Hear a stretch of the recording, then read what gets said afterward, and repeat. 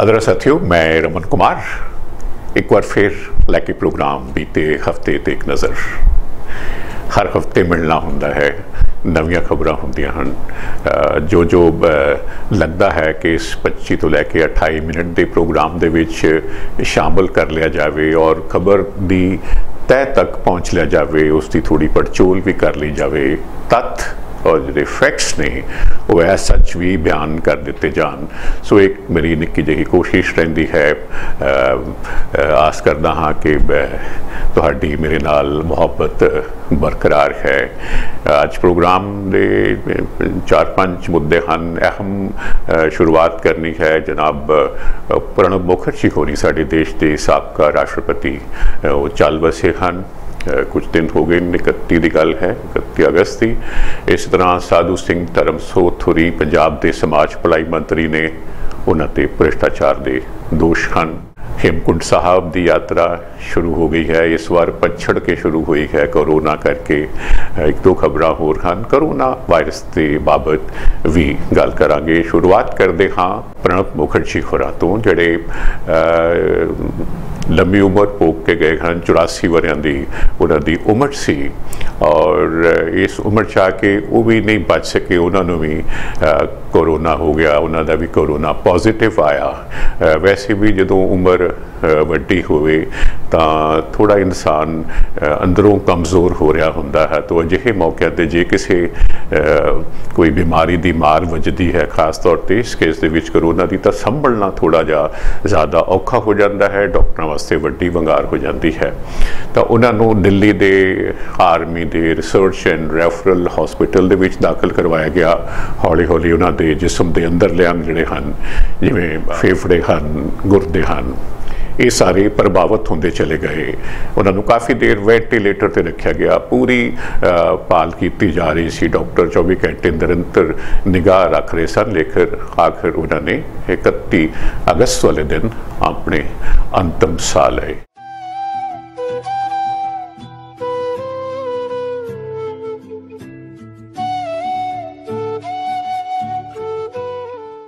बड़े कदावर नेता सन, खास तौर पर कांग्रेस पार्टी के नाल ही 5 दहाकियां तो वध उन्होंने करियर है।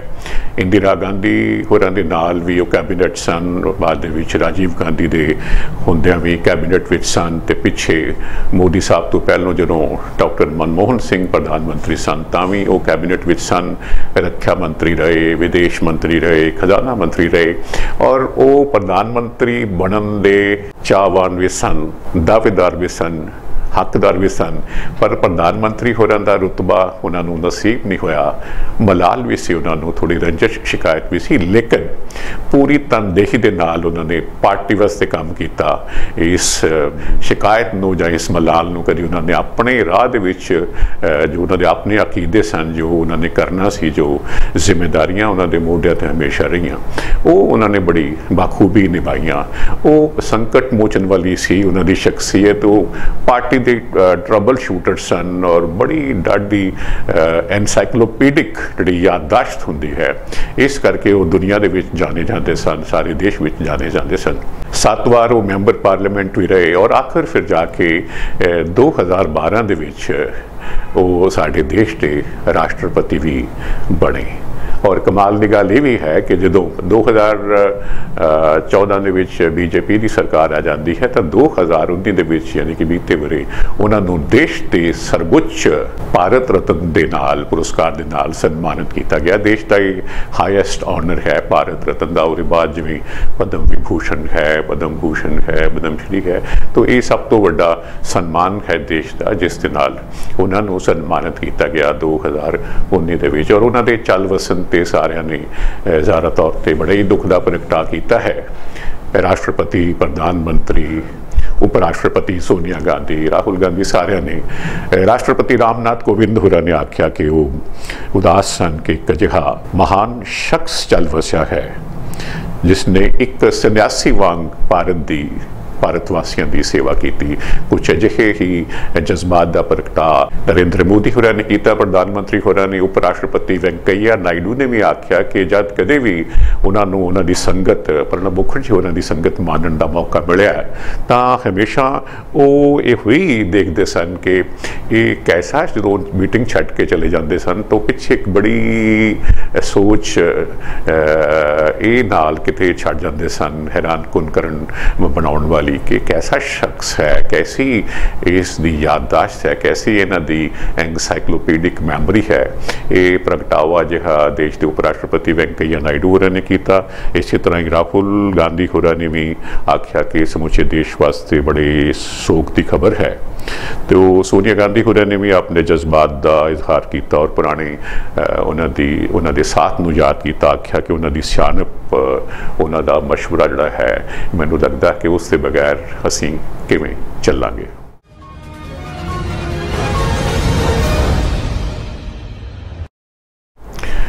साधु सिंह धर्मसोत होरी पंजाब के समाज भलाई मंत्री हैं, लेकिन दोष इल्जाम ये हैं कि वो समाज की भलाई बारे घट ते अपनी भलाई बारे ज़्यादा सोच रहे हैं। गल मेरी इन्नी नहीं है, उन्होंने भ्रष्टाचार के बड़े गंभीर दोष लगे हैं।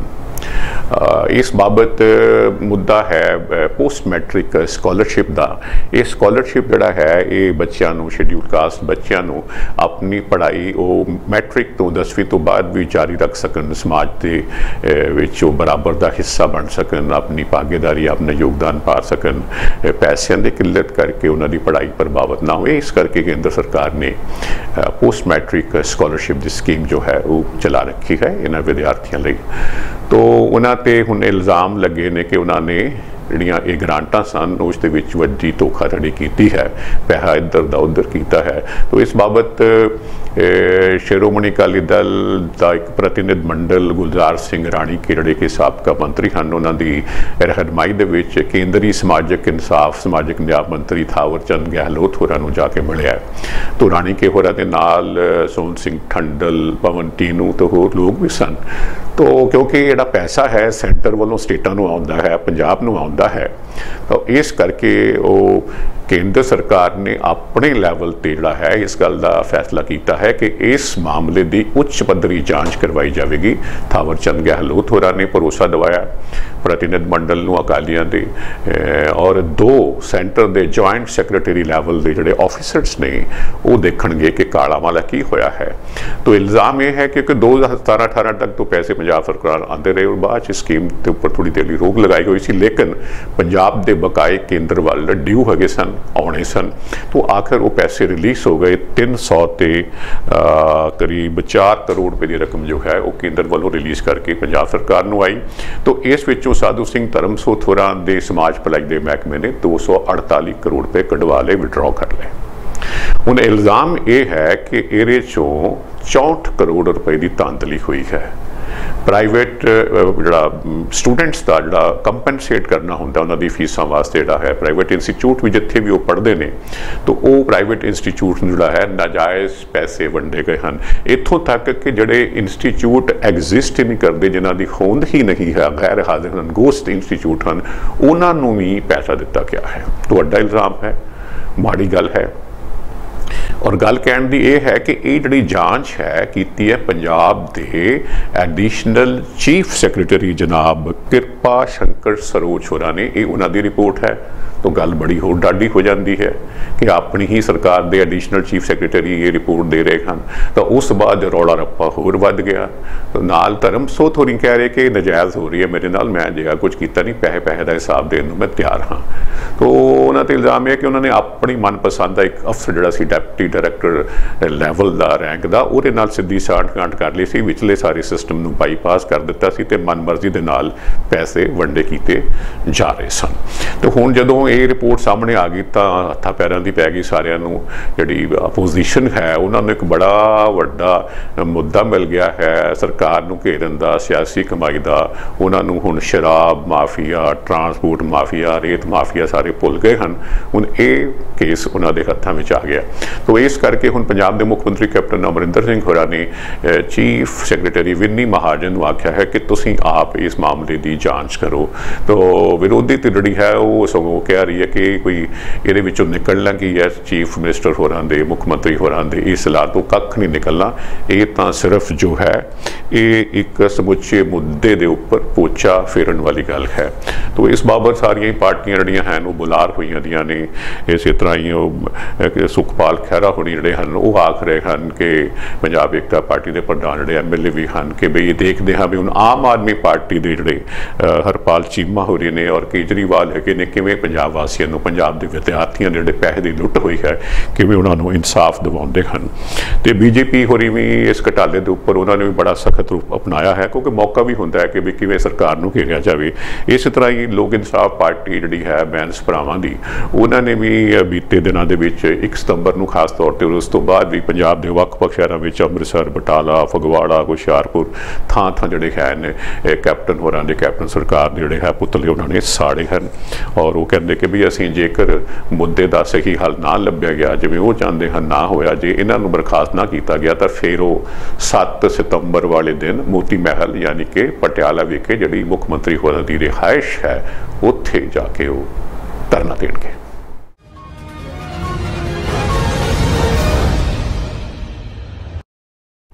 ਸੋ ਜੀ ਸ਼੍ਰੀ ਹੇਮਕੁੰਟ ਸਾਹਿਬ ਦੀ ਯਾਤਰਾ ਸ਼ੁਰੂ ਹੋ ਗਈ ਹੈ।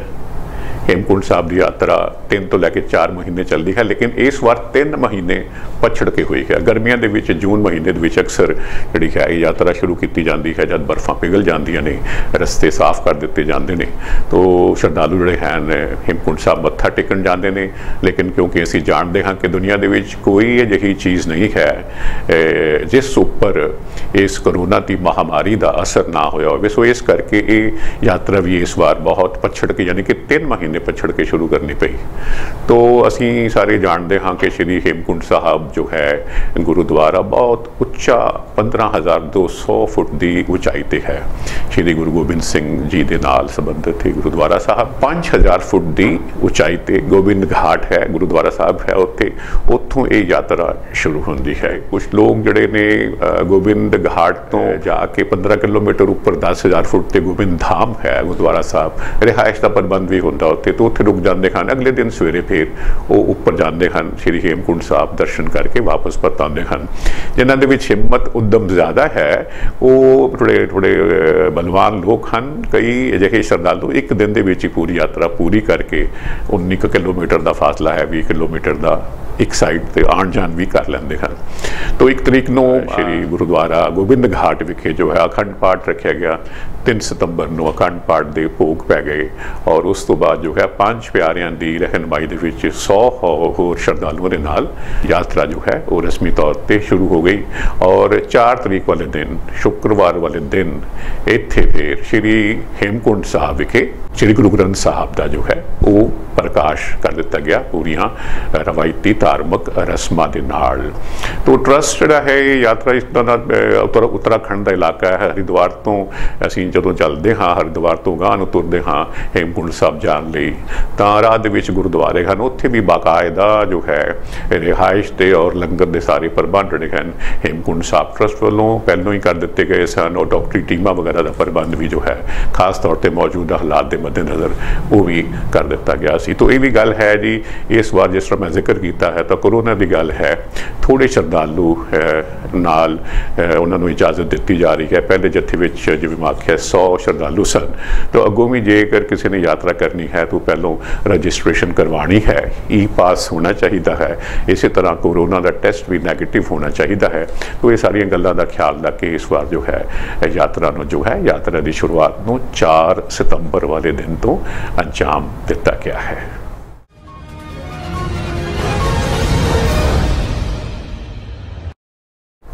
हुण गल करांगे जी लड़की कुसुम दी।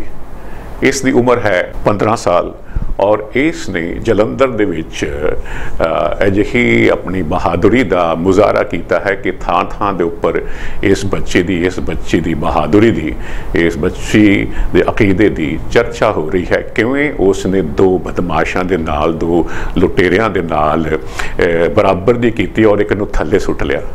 गल इन्नी है कि ये अपना सड़क ते सी, हाथ विच मोबाइल सी, अपने पिता श्री नूं मोबाइल ते फोन करन लगे। दो लुटेरे मोटरसाइकिल ते आए, पिछे बैठे लुटेरे ने इहदे कोलों मोबाइल खोण की कोशिश की ते इन्हें सोचा कीता कख नहीं, मगर पै गई ओहदे, वो भज्जण नूं फिरे ते इह उहनूं छड्डे ना, वो राह ना लभे उन्होंने, फिर दातर के नाल ते हमला कर दिता। दातर धौन ते वजनी सी, बहुत वड्डा होर नुकसान हो सकता सी, लेकिन उहदे गुੱਟ दे उपर ये दातर वजी ते उन्होंने वड्डियां सट्टां लगियां, लेकिन इसने छड्डिया नहीं उस मुंडे नूं। उच्ची उच्ची आवाज़ां मारियां, फिर लोग इकट्ठे हो गए ते उस नूं फड़ लिता गया, उसनूं पुलिस के हवाले कर दिता गया। तो एक बड़ा वड्डा उसने एक मिसाल कायम की है, बहादुरी दी, एक सबक दिता है अजिहे खुंखार लुटेरियां नूं। और उहदी अज भी मैं देख रहा सी पेपर दे विच, क्योंकि मीडिया वाले भी उस लड़की दे नाल संपर्क कर रहे हैं, कुसुम दे नाल दुनिया ते थां थां जिक्र है, सोशल मीडिया ते जिक्र है। तो वो आखदी है कि बई मैनू किसी गल का डर नहीं सी, मैनू सिर्फ जे फिक्र सी तां ये सी कि मेरा मोबाइल ना खोया जाए, मेरा मोबाइल ना किते गवाच जाए। क्योंकि अज बाप है, दिहाड़ीदार है, 300 रुपए 250 रुपए की दिहाड़ी है, और उस क्योंकि स्कूल कॉलेज बंद हैं तो कितने बच्चे भी सी, बाप भी सी कि मेरी बच्ची की पढ़ाई खराब ना होवे, तो उसने अपनी बच्ची नूं इस कुसुम नूं किश्तां दे उपर ये मोबाइल लैके दिता सी, ताकि ऑनलाइन अजकल पढ़ाई दुनिया चलती पई, अमेरिका की तो इंडिया की स्कूल कॉलेज बंद हैं, तो उसनूं ये सी कि जे किते मेरा मोबाइल खोया गया तो मेरी पढ़ाई जिहड़ी है उस नाल बुरी तरह मुतासर होएगी, प्रभावित होएगी। तो उसने इस कदर देखो तुसीं कैसा जज्बा है, गल किते आए नहीं, रिफ्लैक्स एक्शन सी, जान की तो परवाह ही नहीं की। उहदे वास्ते सब तो वड्डी सौगात ये सी, उस वास्ते पढ़ाई लिखाई का जरिया ही ये सी उसका मोबाइल, उसने उसनूं भी बचा लिया, वड्डी सट भी चल ली, और एक दुनिया दे विच बहादुरी की कमाल की मिसाल भी कायम कर दी।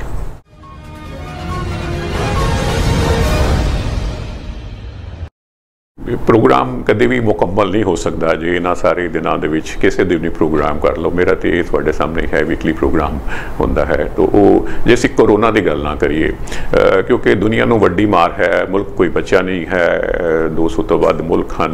चीन तो ये महामारी शुरू हुई सी, चीन दे विच किवें खलेरा नहीं पिया ते किवें दुनिया सारी दे विच खलेरा पै गया, ये अपने आप दे विच एक पहेली है।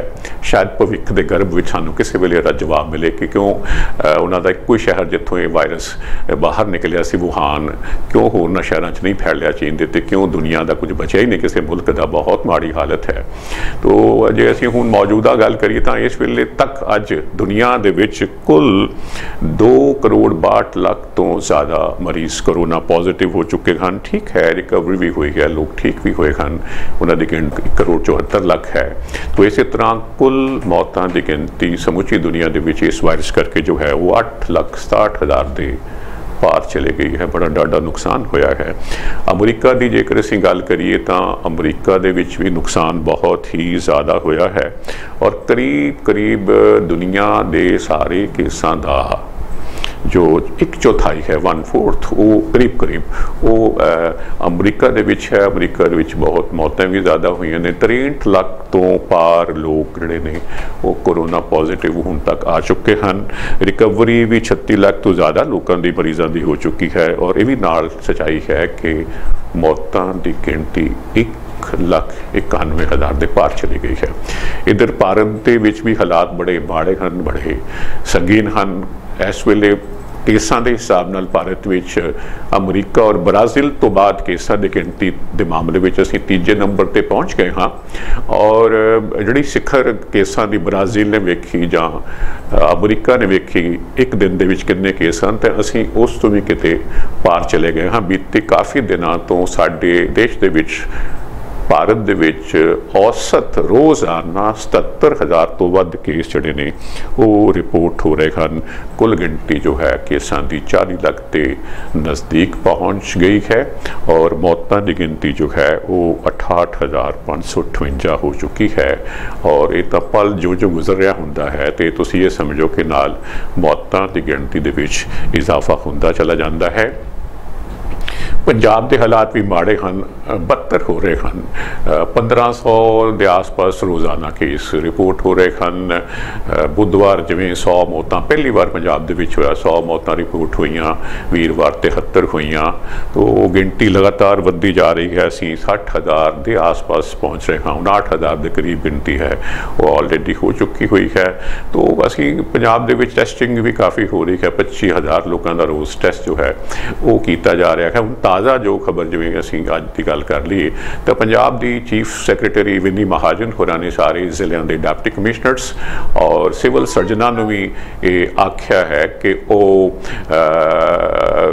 अगे तो सी ना कि डॉक्टर्स जिहड़े ने वो अपना प्रेसक्राइब करन दा टेस्ट हुंदा सी। एक मरीज़ मिल गया तो फिर वो कॉन्टैक्ट ट्रेसिंग होंदी सी कि किहदे संपर्क विच आया तो उन्होंने लभ के उन्होंने टेस्ट होंदे सी। जां फिर किसी नूं लगदा है कि अजिहे लक्षण हैं, अजिहे सिम्पटम्स हैं तो डॉक्टर को दिखाओ, डॉक्टर रिकमेंड करता सी। लेकिन ताज़ा हुक्म अनुसार कोई भी शख्स जो चाहे उन्होंने किसी लैवल से शक लगता है कि यार कितने मैनू तो नहीं, तो वो किसी भी सरकारी फैसिलिटी ते जाके हस्पताल जाके या फिर अजकल पंजाब दे विच कुछ थावां ते मोबाइल वैनस भी मूव करदियां पईयां ने ताकि लोगों की सुख सहूलत वास्ते उन्होंने आसे पासे जो उन्होंने मोबाइल वैन भी नज़र आ जाती है तो वह जाके टेस्ट करवा सकते हैं। टेस्ट भी दो किस्म के है, एक RT-PCR टेस्ट है और रिपोर्ट थोड़ा रुक के आती है। तो उस पिछले दिल्ली के भी होरना थावां ते भी रैपिड एंटीजन टेस्ट है वो करवा लो तो वो पॉजिटिव है तो फिर वो पक्का होंदा कि इस शख्स को है तो रिपोर्ट जी अद्धे घंटे आ जाती है। वो उन्ना महंगा भी नहीं है। सो ये पंजाब के हालात के मद्देनज़र दिल्ली तो बाद जिवें है पंजाब ने भी ये तरीका अपनाया है और उन्हें भी करता है कि सौखा थोड़े पैसों के विच टेस्ट का है कोई भी अपनी मर्जी के नाल बगैर डॉक्टर की प्रेसक्रिप्शन दे करवा सकता है। सो एक दो गल्लां होर करनियां बनदियां ने। ये ताज़ा एक रिपोर्ट जी आई है बड़ी चिंता का विषय बनी हुई है, वो है कि ये जनवरी के निगाह इसके उपर स्टडी चीन के है, निगाह US की भी है, चीन की भी है। एक बस के 68 लोग सवार सन, 67 एक ते एक विचकार किते चौथी पंजवीं लाइन के विच मरीज़ बैठा होया करोना पॉजिटिव, पता किसी को नहीं है। बाद विच जाके पता लग्या कि ये मरीज़ सी और वो इस ताज़ा स्टडी है जी मैं आज के पेपर्स के मैं देखा रिलीज़ हुई है।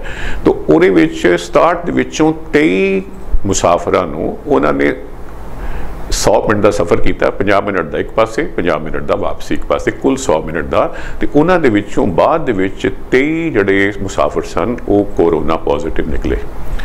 सो वो गल बयान सामने आ रही है कि बस सेम एयर सर्कुलेशन है, बस बंद है, बस एयर कंडीशन है कि असी ये कह रहे हाँ कि जड़े इस वायरस के ड्रॉपलेट्स ने वो मतलब 1 तो लैके 2 गज तक ही जा सकते हैं जे कोई खंघदा है या छिकदा है या साह लेंदा है।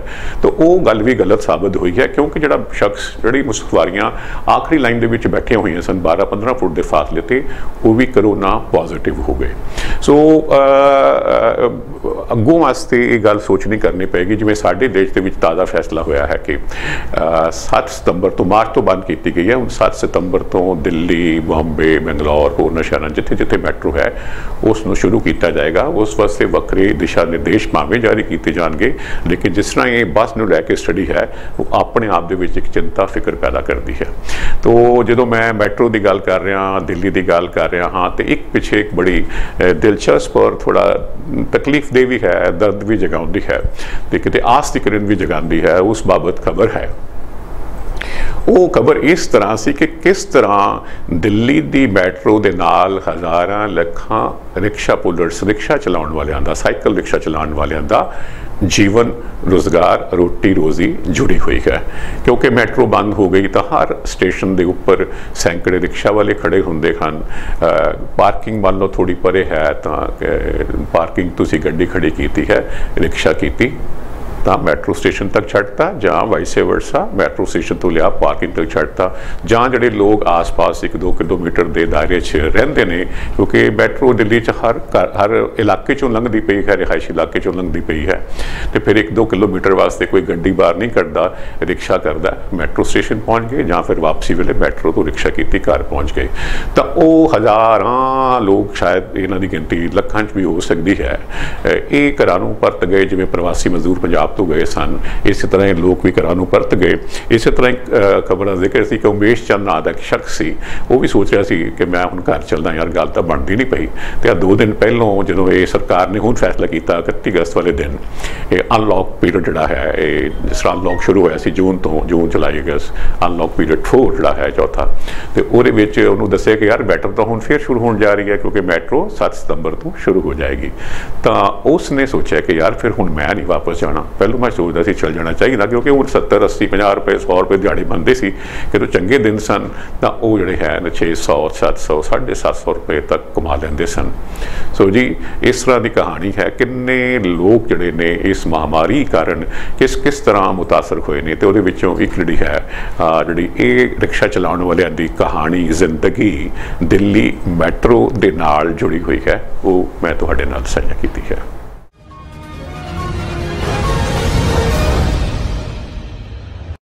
ਸੋ ਜੀ ਅਮਰੀਕਾ ਦੇ ਵਿੱਚ ਇਲੈਕਸ਼ਨਸ ਨੇੜੇ ਆ ਰਹੇ ਨੇ ਤੇ ਚੋਣ ਮੈਦਾਨ ਪੱਖ ਰਿਹਾ ਹੈ, ਔਰ ਫਰਕ ਇਸ ਬਾਰੇ ਹੈ ਕਿ ਕੋਵਿਡ ਹੈ, ਜਿਹੜੇ ਪਹਿਲੋਂ ਵੱਡੇ ਵੱਡੇ ਇਕੱਠ ਹੁੰਦੇ ਸਨ ਉਹ ਇਕੱਠ ਕਿਸੇ ਵੀ ਥਾਂ 'ਤੇ ਨਹੀਂ ਹੋ ਰਹੇ, ਅਮਰੀਕਾ ਦੇ ਵਿੱਚ ਵੀ ਨਹੀਂ ਹੋ ਰਹੇ। ਤੋ ਇੱਕ ਪਾਸੇ ਡੈਮੋਕ੍ਰੈਟਸ ਵੱਲੋਂ ਜੋ ਬਾਈਡਨ ਨੇ ਉਮੀਦਵਾਰ ਤੇ ਟਰੰਪ ਹੋਰੀ ਜ਼ਾਹਰ ਤੌਰ ਤੇ ਦੁਬਾਰਾ ਚੋਣ ਲੜ ਰਹੇ ਨੇ। ਡੈਮੋਕ੍ਰੈਟਸ ਜਿਹੜੇ ਨੇ ਜੋ ਬਾਈਡਨ ਹੋਰੀ ਨੇ ਉਹ ਟਰੰਪ ਤੇ ਇਲਜ਼ਾਮ ਲਗਾ ਰਹੇ ਨੇ ਕਿ ਇਹੋ ਜਿਹਾ ਕੋਈ ਨਾਕਾਮ ਜਿਹੋ ਜਿਹਾ ਫੇਲ ਜਿਹੜਾ ਹੈ ਰਾਸ਼ਟਰਪਤੀ ਅਮਰੀਕਾ ਨੂੰ ਨਹੀਂ ਸੀ ਮਿਲ ਸਕਦਾ, ਜਿਨ੍ਹਾਂ ਨੇ ਅਮਰੀਕਾ ਨੂੰ 2 ਫਾੜ ਕਰਕੇ ਰੱਖ ਦਿੱਤਾ ਹੈ। ਜਦੋਂ 2 ਫਾੜ ਦੀ ਗੱਲ ਕਰਦੇ ਤਾਂ ਨਸਲੀ ਵਿਤਕਰੇ ਨੂੰ ਲੈ ਕੇ ਜਿਹੜਾ ਹੈ ਉਹਨਾਂ ਤੇ ਜਿਹੜੇ ਇਲਜ਼ਾਮ ਲੱਗਦੇ ਨੇ, ਔਰ ਖਾਸ ਤੌਰ ਤੇ ਜੋ ਬਾਈਡਨ ਹੋਰੀ ਆਖਦੇ ਨੇ ਕਿ ਟਰੰਪ ਹੋਰਾਂ ਦੀ ਰਹਿਨੁਮਾਈ ਬਿਲਕੁਲ ਨਾਕਾਮ ਰਹੀ ਹੈ, ਫੇਲ ਹੋਈ ਹੈ। ਜਿੱਥੋਂ ਤੱਕ ਕੋਵਿਡ ਮਹਾਮਾਰੀ ਦੀ ਵੰਗਾਰ ਦਾ ਤਲੁਕ ਹੈ, ਜਿਸ ਕਦਰ ਇਸ ਦੇਸ਼ ਦੇ ਵਿੱਚ ਮੌਤਾਂ ਹੋਈਆਂ ਨੇ, ਜਿਸ ਕਦਰ ਜੋ ਹੈ ਸਰਕਾਰ ਦੀ ਅਪਰੋਚ ਰਹੀ ਹੈ, ਤਾਂ ਉਹ ਟੋਟਲ ਫੇਲਿਅਰ ਹੈ, ਟੋਟਲ ਫੇਲਿਅਰ ਹੈ। ਤਾਂ ਟਰੰਪ ਹੋਰੀ ਜਿਹੜੇ ਨੇ ਉਹ ਆਪਣੇ ਹਿਸਾਬ ਨਾਲ ਸਿਆਸਤ ਨੂੰ ਵੇਖਦੇ ਨੇ। ਤਾਂ ਇਹ ਅਸੀਂ ਸਾਰੇ ਜਾਣਦੇ ਹਾਂ ਕਿ ਉਹ ਜਿਹੜੇ ਹਨ ਕਿ ਇਮੀਗ੍ਰੇਸ਼ਨਸ ਦੇ ਮਾਮਲੇ ਦੇ ਵਿੱਚ ਉਹਨਾਂ ਦੀ ਨੀਤੀ ਜਿਹੜੀ ਹੈ ਅਮਰੀਕਾ ਫਸਟ, ਅਮਰੀਕਨ ਫਸਟ ਵਾਲੀ ਰਹੀ ਹੈ। ਤਾਂ ਉਹ ਇਹ ਹੈ ਕਿ ਉਹ ਇਸ ਬਹਾਨੇ, ਕੋਵਿਡ ਦੇ ਬਹਾਨੇ, ਉਹ ਜਿਹੜੇ H1B ਵੀਜ਼ਾ ਹੈ ਜਾਂ ਇਸ ਨਾਲ ਸੰਬੰਧਿਤ ਹੋਰ ਵੀਜ਼ੇ ਨੇ ਉਸ ਬਾਰੇ ਉਹਨਾਂ ਨੇ ਨੀਤੀ ਬੜੀ ਕਠੋਰ ਕੀਤੀ ਹੈ।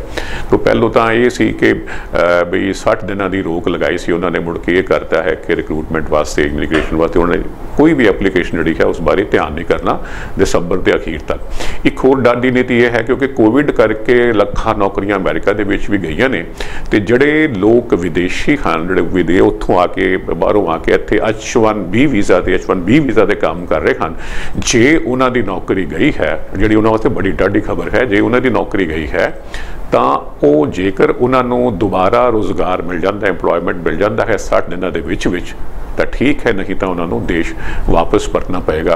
ਇਸੇ ਤਰ੍ਹਾਂ ਜਿਹੜੇ ਡਿਪੈਂਡੈਂਟ ਵੀਜ਼ਾ ਹੈ ਉਹ ਜਿਹੜੇ ਉਹਨਾਂ ਨੂੰ L4 ਹੈ, ਕੰਮ ਕਰਨ ਵਾਸਤੇ ਇਜਾਜ਼ਤ ਹੁੰਦੀ ਹੈ, ਉਹ ਸਾਰਿਆਂ ਦੇ ਉੱਪਰ ਰੋਕ ਹੈ ਕਿਉਂਕਿ ਉਹ ਕਹਿੰਦੇ ਹਨ ਕਿ ਅਮਰੀਕੀਆਂ ਦੀ ਦਾਅਵੇਦਾਰੀ ਪਹਿਲਾਂ ਹੋਣੀ ਚਾਹੀਦੀ ਹੈ। ਲੇਕਿਨ ਕ੍ਰਿਟਿਕਸ ਦਾ ਕਹਿਣਾ ਕੁਝ ਹੋਰ ਹੈ, ਉਹ ਸੋਚਦੇ ਹਨ ਕਿ ਉਹ ਕਹਿੰਦੇ ਹਨ ਕਿ ਇਹ ਤਾਂ ਦੇਸ਼ ਹੀ ਬਾਹਰੋਂ ਆ ਕੇ ਵਸੇ ਨਿਪੁੰਨ ਟੈਲੈਂਟਡ ਲੋਕਾਂ ਦੇ ਕਰਕੇ ਹੀ ਦੁਨੀਆ ਤੇ ਰਾਜ ਕਰਦਾ ਹੈ, ਦੁਨੀਆ ਦੇ ਵਿੱਚ ਨੰਬਰ 1 ਹੈ। ਤੇ ਜੇ ਅਸੀਂ ਬਾਹਰਲੇ ਟੈਲੈਂਟ ਨੂੰ, ਬੈਸਟ ਟੈਲੈਂਟ ਨੂੰ ਡਿਸਕਰੇਜ ਕਰਾਂਗੇ ਤੇ ਫਿਰ ਅਮਰੀਕਾ ਉਹ ਅਮਰੀਕਾ ਨਹੀਂ ਰਹੇਗਾ।